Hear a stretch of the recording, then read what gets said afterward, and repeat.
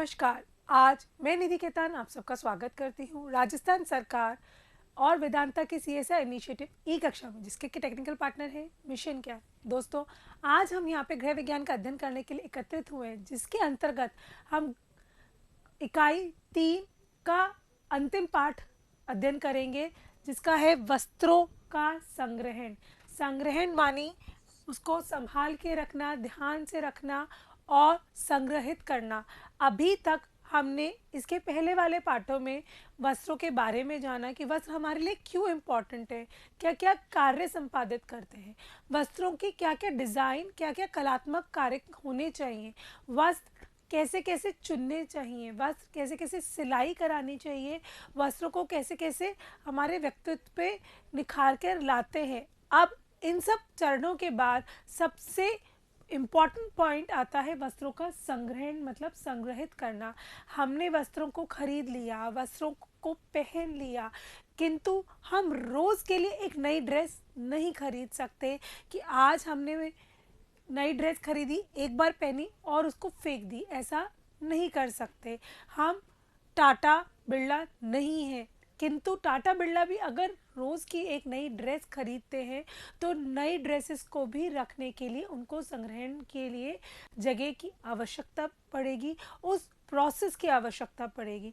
तो इसके अंतर्गत वस्त्रों का खरीदना, चयन करना, सिलाई करना, धोना के बाद एक इम्पॉर्टेंट पॉइंट आता है संग्रहण करना।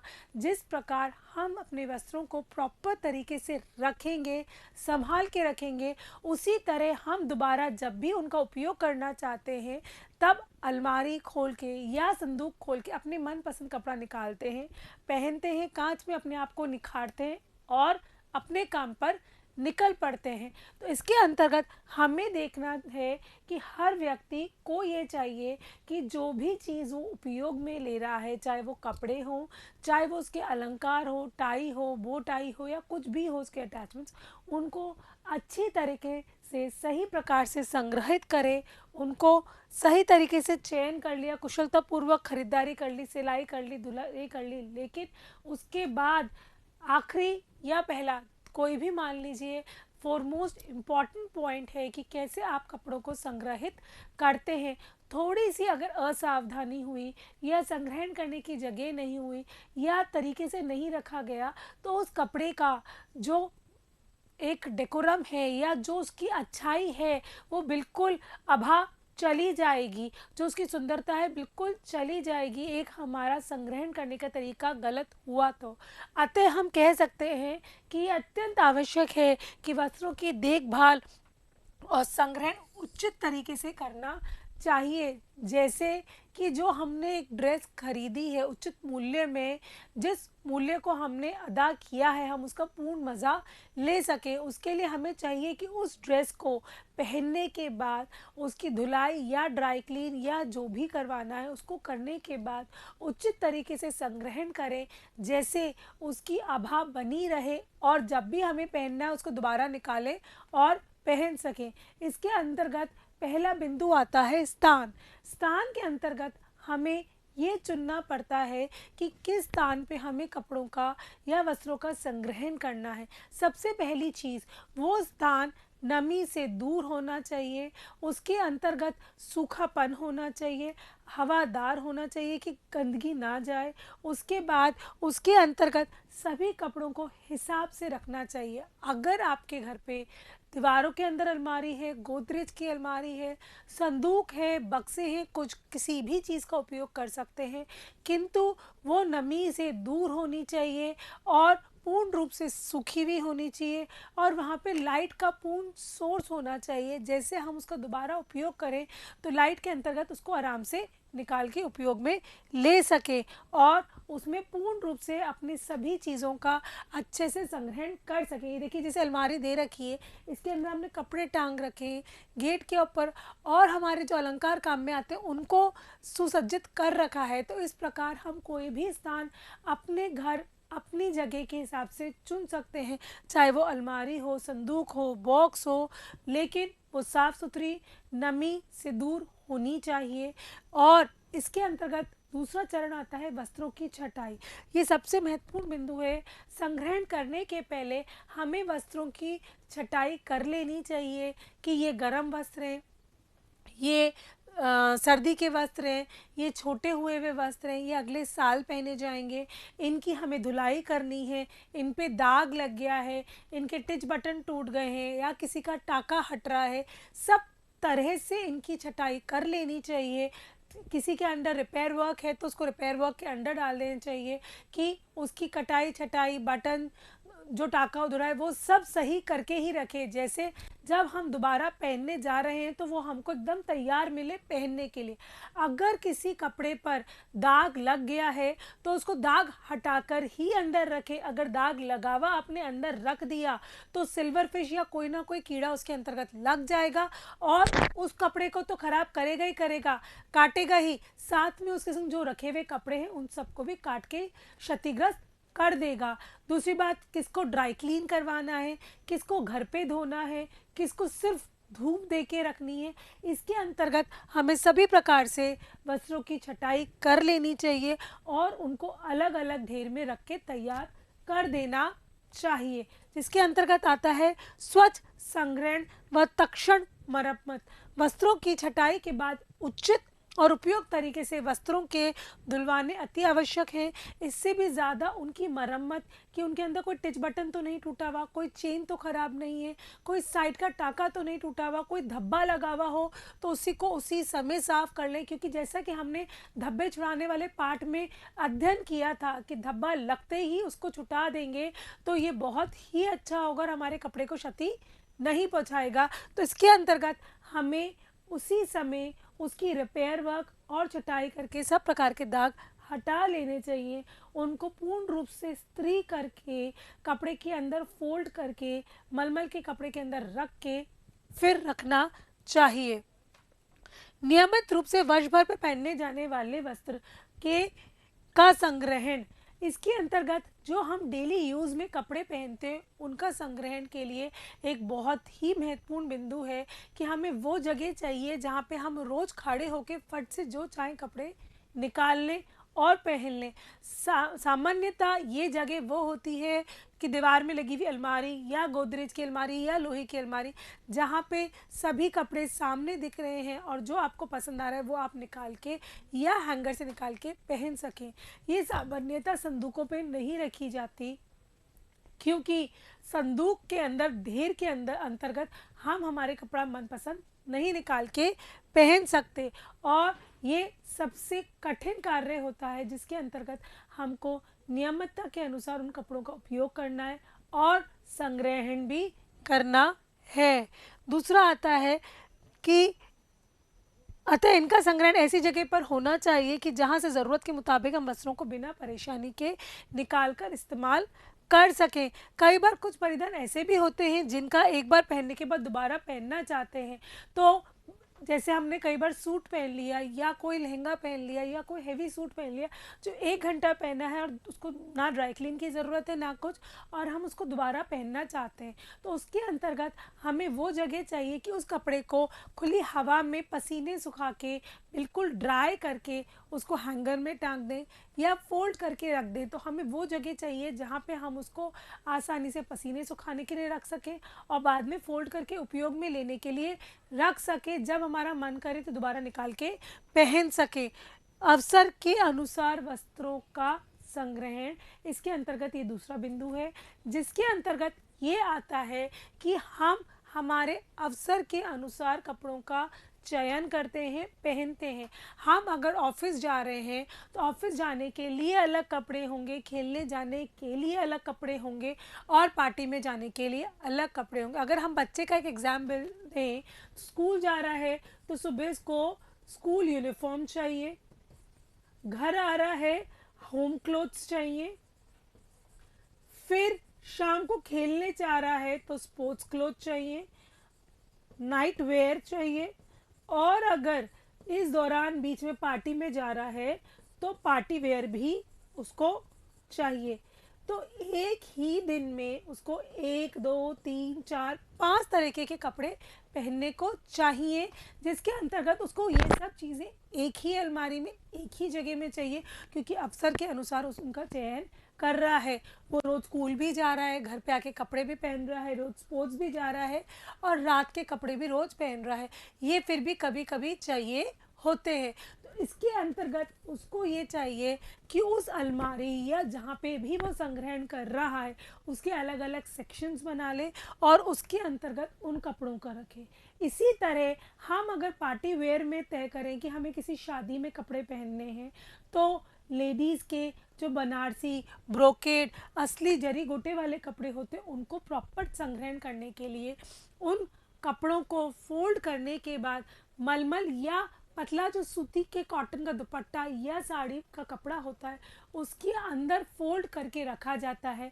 जैसे जो आपकी असली जरी गोटा है या ब्रोकेड है या बनारसी है वो काला ना पड़े और उसकी आभा बनी रहे, जैसे आप पहने उसका सुंदरता बनी रहे और आपका व्यक्तित्व एक आकर्षक रूप में निकल कर आए। जिसके अंतर्गत अब आता है कि असली सोने चांदी के जड़े हुए जो जरी के कपड़े बने हुए होते हैं वो भी काले पड़ जाते हैं समय अनुसार, इसलिए उसके ऊपर मलमल का कपड़े के अंतर्गत फोल्ड करके रखा जाता है और समय अनुसार थोड़े समय बाद उनको निकाल कर उनको हवा देकर उनकी तह पलट कर फिर रखा जाता है। अगर एक ही तह से आप पूरे लंबे समय तक उस कपड़े को संग्रहित रखेंगे तो वो उस जगह से कट जाएगा, काला पड़ जाएगा और वो साफ नहीं होगा, तो पहनने योग्य नहीं होगा। इसके अंतर्गत आपको समय दर समय उसको संभालने की ज़रूरत पड़ती है।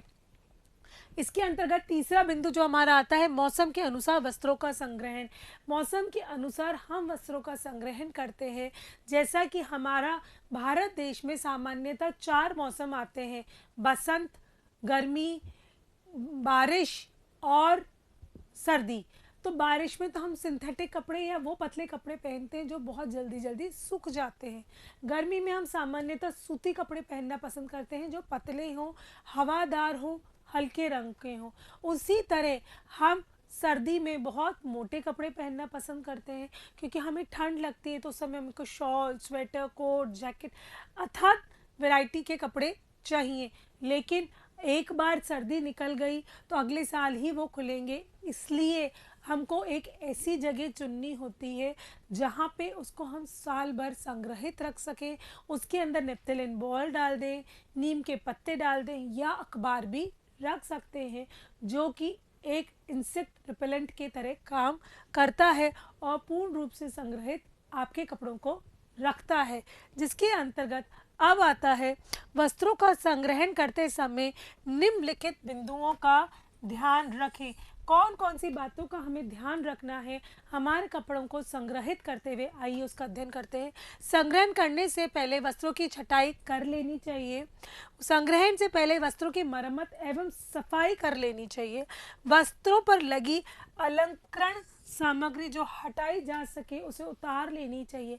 जैसे कुछ कपड़े पे यहाँ पे लटकन लगी हुई है, कुर्तों पे यहाँ लटकन लगी हुई और वो हुक से लगी हुई है, तो उसे हटा देना चाहिए, अन्यथा फोल्ड करते समय वो कोई ना कोई रेशा खींच देगी और आपके कपड़े का तंतु खिंच के खराब हो जाएगा। तो जितना हो सके उसे हटा देना चाहिए और हटा नहीं सकते तो जो अलंकार लगे हुए उनको छोटी सी थैली में डालकर वहीं नॉट बांधने चाहिए, जैसे वो किसी रेशे को ना खींचे और क्षतिग्रस्त ना करें।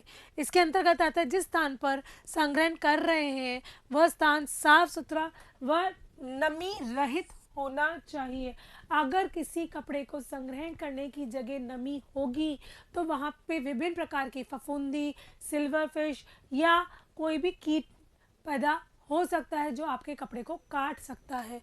वस्त्रों को भी अच्छे से धूप में सुखाकर ही सहेजना चाहिए। जगह भी नमी से मुक्त होनी चाहिए और कपड़ा भी नमी से मुक्त होना चाहिए। ये सुनिश्चित कर लें कि वस्त्र पर किसी भी प्रकार की धूल या गंदगी ना लगी हुई हो, क्योंकि इसके अंतर्गत भी वो कीट डेवलप हो जाएगा और वो कपड़े को काट देगा।